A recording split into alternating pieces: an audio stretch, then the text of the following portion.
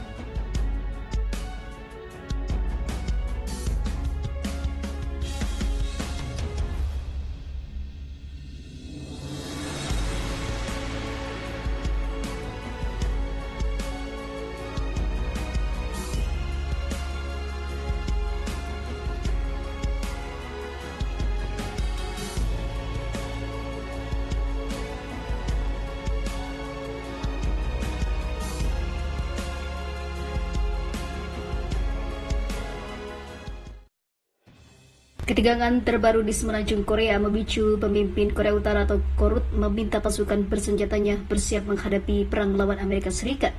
Hal ini membuat militer Amerika ketar-ketir, apalagi mereka telah menghabiskan banyak dana untuk membantu Israel dan juga Ukraina. Hal tersebut diungkapkan pemimpin Korea Utara pada hari kedua rapat pleno ke-9 Komite Sentral Partai Pekerja Korea ke-8 pada Rabu kemarin. Kim Jong-un mengatakan bahwa Amerika Serikat terlibat dalam konfrontasi yang belum pernah terjadi sebelumnya terhadap Korea Utara. Dia mengatakan situasi politik dan militer telah mencapai tingkat yang ekstrim akibat langkah anti Korea Utara yang dilakukan. Tentara rakyat dan juga industri amunisi senjata nuklir dan sektor pertahanan sipil untuk lebih mempercepat persiapan perang, kata Kim sebagaimana dikutip oleh kantor berita pusat Korea KCNA. Kim juga berjanji akan memperluas hubungan kerjasama strategis dengan negara-negara merdeka anti-imperialis. Pekan lalu, Kim memperingatkan bahwa negaranya tidak akan ragu untuk meluncurkan serangan nuklir jika ada musuh yang memprovokasinya dengan nuklir. Pyongyang baru-baru ini juga melakukan uji coba meluncurkan rudal balistik antar benua Hwasong 18 berbahan bakar propelan padat yang meningkatkan ketegangan di kawasan tersebut. Kehebatan dan juga kekuatan rudal Korea Utara bikin Amerika makin waspada. Karena Amerika sudah banyak kehilangan senjatanya, apalagi jika harus menghadapi Korea Utara.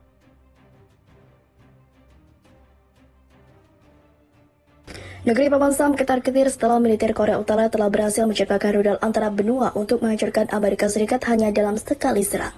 Bahkan Korea Selatan dan Jepang pun mulai terguncang dengan kenekatan Kim Jong-un yang tak akan segan-segan menekan tombol kiamat bagi musuhnya tersebut.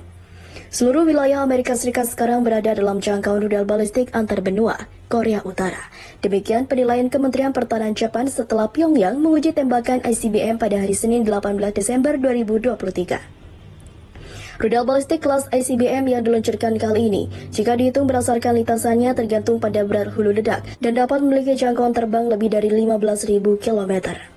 Kata Shigo Wiyai, Wakil Menteri Pertahanan di Parlemen. ICBM yang diuji tembak KORUT hari ini telah terbang sekitar 1.000 km dengan ketinggian maksimum lebih dari 6.000 km. Rudal tersebut diperkirakan terbang selama 73 menit dan sekitar pukul 9.37 jatuh di Laut Jepang 250 km barat laut Pulau Okishiri, Hokkaido di luar zona ekonomi eksklusif atau ZEE Jepang, katanya. Jepang mengajukan protes keras terhadap peluncuran tersebut, kali ini melalui saluran kedutaan besar di Beijing dan mengutuk keras hal tersebut. Imbu Miyagi.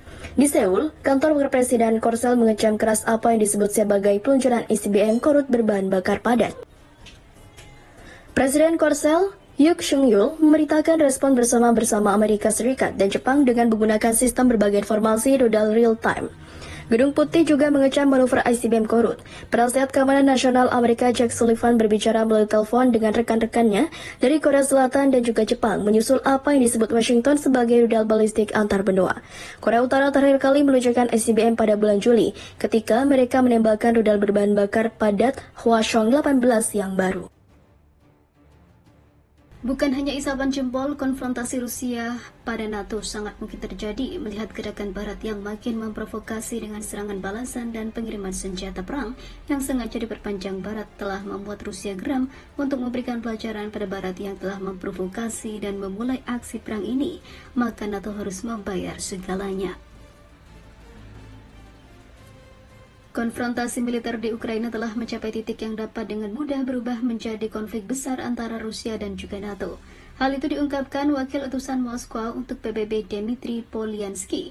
Diplomat Rusia itu menyalahkan keterlibatan blok militer pimpinan Amerika Serikat yang semakin mendalam dalam pertempuran antara Moskow dan Kiev.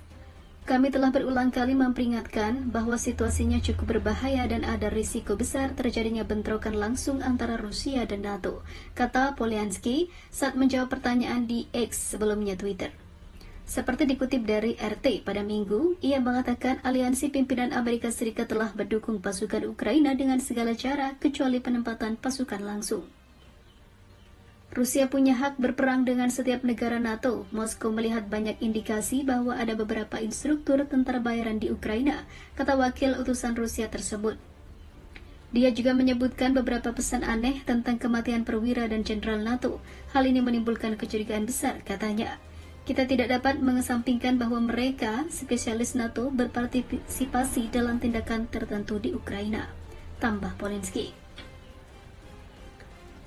Tanpa menyebut contoh spesifikasinya, Polyansky juga mengklaim bahwa situasi saat ini sangat buruk bagi militer Ukraina dan bahwa bantuan Barat adalah satu-satunya penyelamat mereka.